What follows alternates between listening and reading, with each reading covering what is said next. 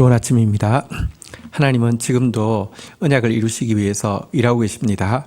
하나님의 언약의 대상이 되는 사람은 가난한 자, 겸손한 자입니다. 은혜는 받을 자격 없는 자에게 거저 주시는 하나님의 선물인데요.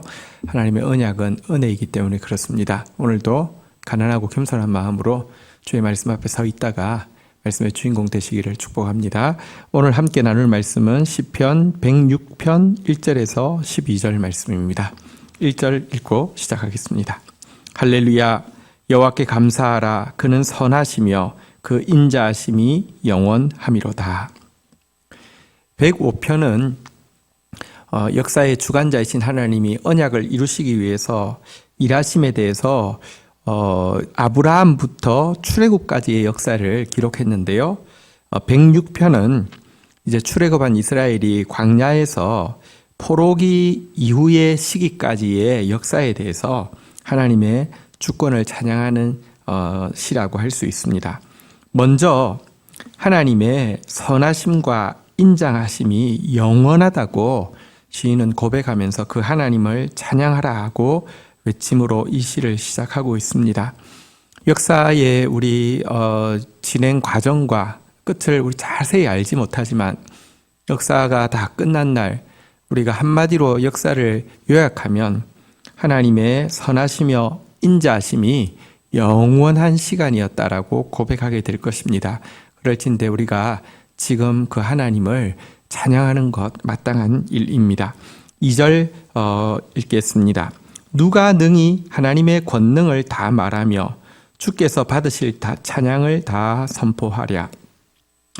우리는 아무리 하나님을 찬양한다 할지라도 그분의 권능에 대해서 다 말할 수도 없고 그분이 받으시기에 합당한 찬양을 다 찬양할 수도 없는 존재입니다. 하나님이 행하신 일은 영원토록 고백하고 영원토록 알아가고 깨달아도 부족할 정도로 너무 광대하게 너무 풍성하게 일하시는 분이라고 시인이 고백하는 것입니다. 그럴진데 우리가 할 것은 정말 우리의 힘 다하여서 그분께 감사하고 찬양하는 일밖에 없을 것입니다. 3절 보도록 하겠습니다. 정의를 지키는 자들과 항상 공의를 행하는 자는 복이 있도다. 여러분, 정의를 지키고 공의를 행하는 자가 복이 있다라고 선언하시는데 이 공의는 하나님의 하나님 나라의 원리인 성경을 이야기한다고 하면 정의는 하나님 나라의 실제인 성경을 요약하면 가난한 자, 약한 자, 이웃을 사랑하고 그들을 돌아보라는 것이지 않습니까? 그 정의를 행하는 것, 이 공의와 정의를 행하는 자가 복이 있다라고 이야기하는데 역사의 주관자이신 하나님은 공의로 심판하시고 공의로 갚아주시는 분이시기 때문에 우리가 공의의 이 이론에 따라 정의의 행동을 한다고 하면 하나님께서 반드시 하나님께 갚음받는 복 있는 사람이 될 수밖에 없기 때문에 그렇습니다. 그러면서 시인은요, 우리 4절 한번 보도록 하겠습니다. 4절 5절 여호와여 주의 백성에게 베푸시는 은혜로 나를 기억하시며 주의 구원으로 나를 돌보사. 5절 내가 주의 택하신 자가 형통함을 보고 주의 나라의 기쁨을 나누어 가지게 하사 주의 유산을 자랑하게 하소서. 시인은 공의와 정의를 행하는 자가 복이 있다라고 고백을 했습니다. 이 말은 자신도 정의와 공의를 행하겠다는 결단이지요. 그런데 정의와 공의를 행하고 있다가 주의 백성에게 베푸시는 은혜로 나를 기억해 주실 때 나도 주의 구원을 받고 주의 돌아보심을 받을 것입니다 라고 고백하고 있습니다. 정의와 공의를 행했지만 하나님의 구원을 받는 것, 이것은 100% 은혜라고 이야기하고 있습니다. 정의와 공의를 행하는 것은 참 중요합니다. 그러나 우리가 정의와 공의를 행했다고 그것으로 구원받는 것은 아닙니다. 구원을 받는 것은 100% 하나님께서 은혜로 기억해 주셔야 합니다. 은혜를 가지고 돌아봐 주셔야지 구원받을 수 있습니다. 하나님의 은혜로 구원받게 되어서 자신도 하나님의 은혜로 택함받은 자들이 하나님 나라의 기쁨을 누리고 형통함을 맛보고 주의 유산을 자랑하는 그 무리 속에 나도 끼어 있게 해 주십시오라고 지금 고백하고 있는 것인데요. 여기서 우리는 그 두 가지를 생각합니다.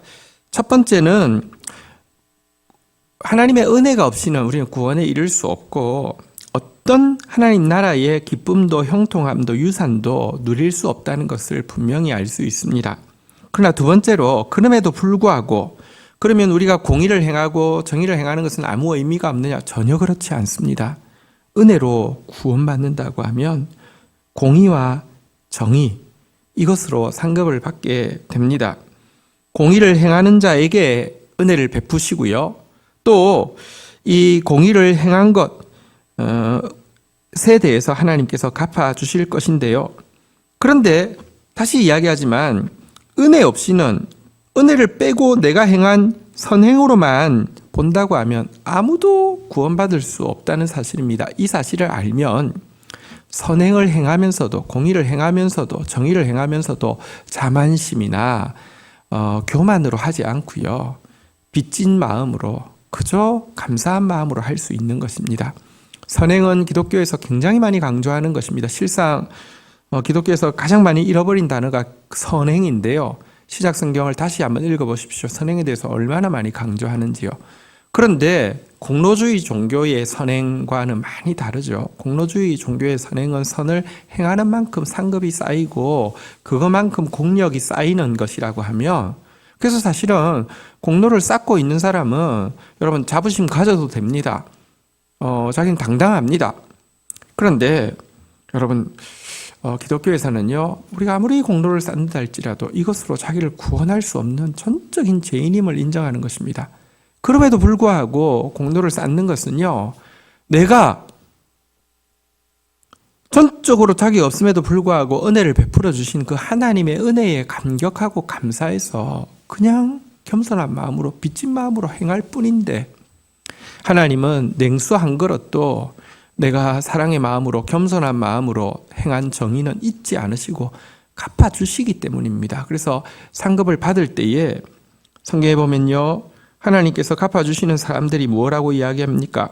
하나님께서 내가 병들었을 때, 내가 옥에 갇혔을 때에, 내가 목마를 때에 네가 나를 돌아보았다고 할 때 한결같이 하는 이야기가 주인이여 사람을 잘못 보셨습니다. 저는 그렇게 한 적이 기억이 나지 않습니다 라고 이야기합니다. 하나님께 상급받고 천국에 들어갈 사람은 모두 그렇게 이야기하고요. 재밌는 것은 하나님 앞에서 심판받고 하나님으로부터 떠나갈 사람들은 모두 사람 잘못 봤습니다. 제가 언제 당신을 돌아보지 않았습니까? 제가 언제 당신에게 이렇게 해야 될 일을 하지 않은 것이 있습니까? 라고 항변하고 있는 것을 보게 됩니다. 여러분, 우리 이 세상을 살아가면서 하나님께 무조건 감사해야 하고요. 우리가 힘 닿는 대로 정의와 공의를 행해야 합니다. 그러면서도 이 모든 것이 주의 은혜임을 알며 주님, 나도 주의 택하신 자들의 그 기쁨, 유산, 형통함 가운데 주의 은혜로 참여할 수 있도록 도와주십시오. 이런 겸손한 마음이 있어야 할 것입니다. 자, 이제 본격적으로 그의 조상들이 공의롭지 못했던 죄악에 대해서 이제 고백하고 있습니다. 앞에까지는 서론이라고 하면 이제 출애굽해서 포로기 이후까지의 이스라엘 백성들의 모습을 이제 나열하기 시작할 겁니다. 6절. 우리가 우리 조상들처럼 범죄하여 사악을 행하며 악을 지었나이다. 먼저 그는 조상의 죄에 대해서 나열하기 전에 자신들 역시 조상들처럼 범죄하고 사악을 행하며 악을 짓고 있다라고 먼저 고백하고 있습니다. 회개는 여러분 나를 돌아보는 것입니다. 그리고 나를 돌아본 상태에서 우리 민족의 죄를 함께 걸머지는 것이죠. 지금 한국교회가 너무 비천해졌습니다.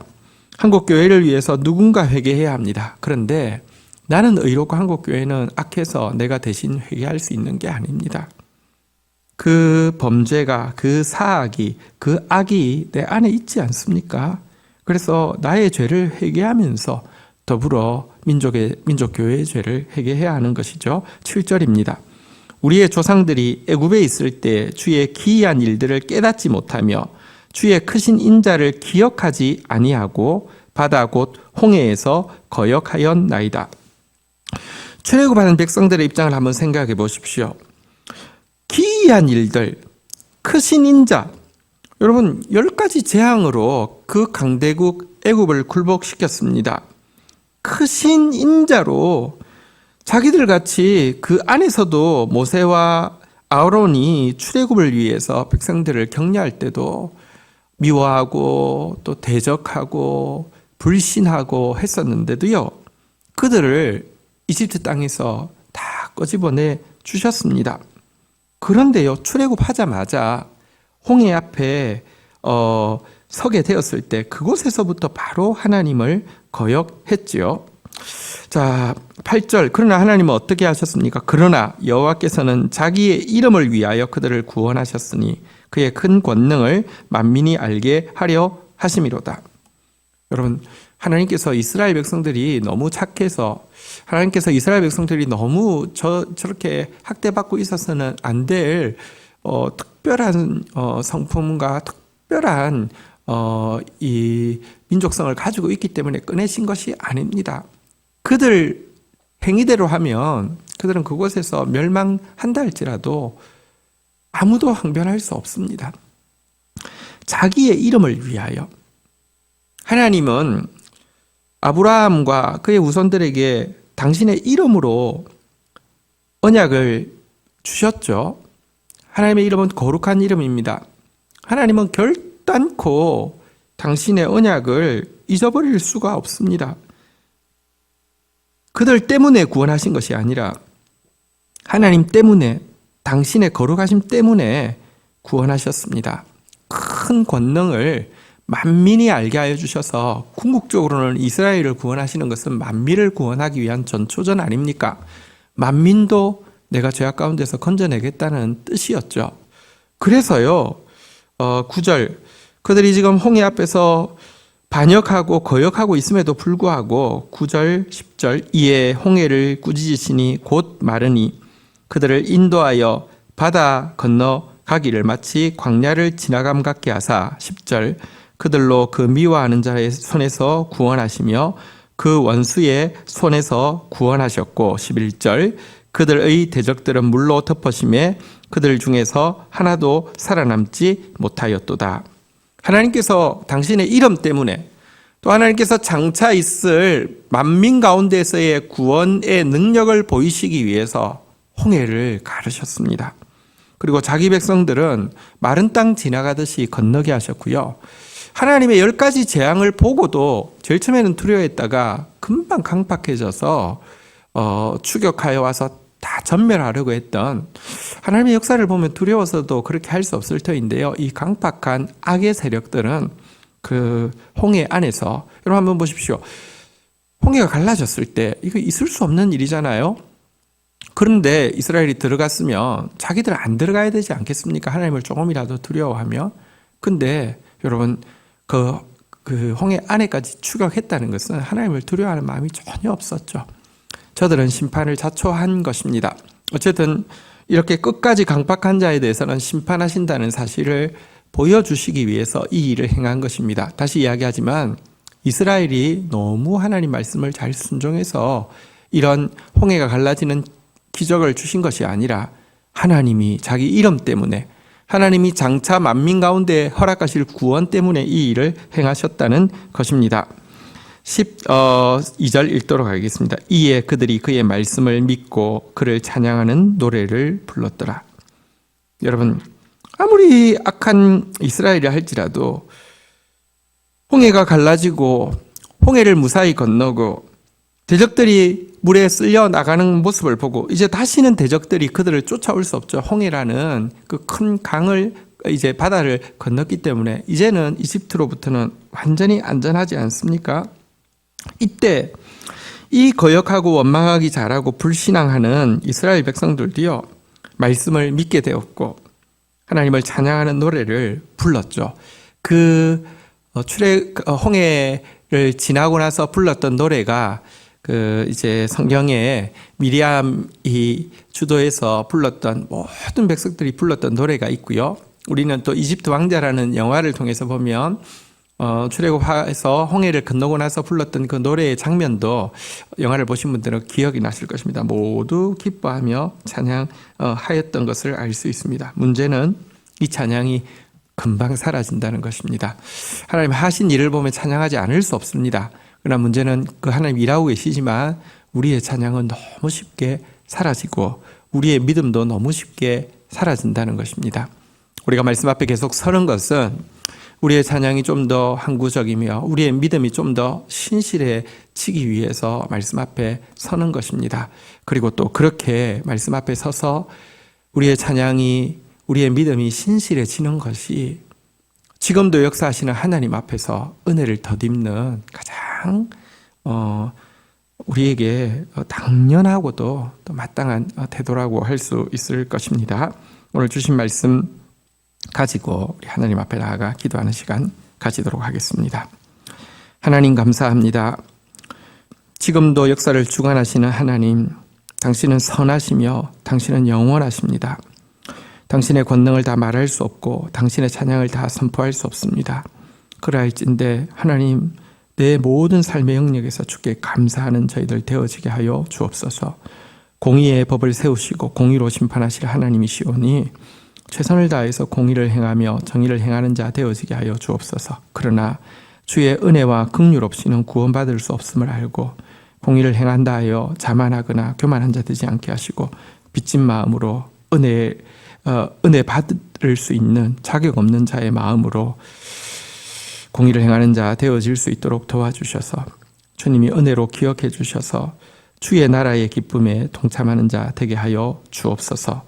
하나님, 지금도 한국교회의 무수한 죄악이, 무수한 범죄가, 무수한 사악이 하나님 나와 상관없는 것이 아니라 내 것임을 고백합니다.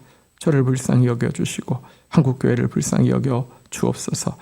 그 기이한 일, 그 크신 인자에도 불구하고 거역하며 하나님 당신의 이름을 위해서 만민을 구원하기 위해서 행하신 큰 일 앞에서 찬양하고 믿음의 고백을 했던 것 너무 쉽게 잊어버리는 우리들을 불쌍히 여겨주시기를 원합니다.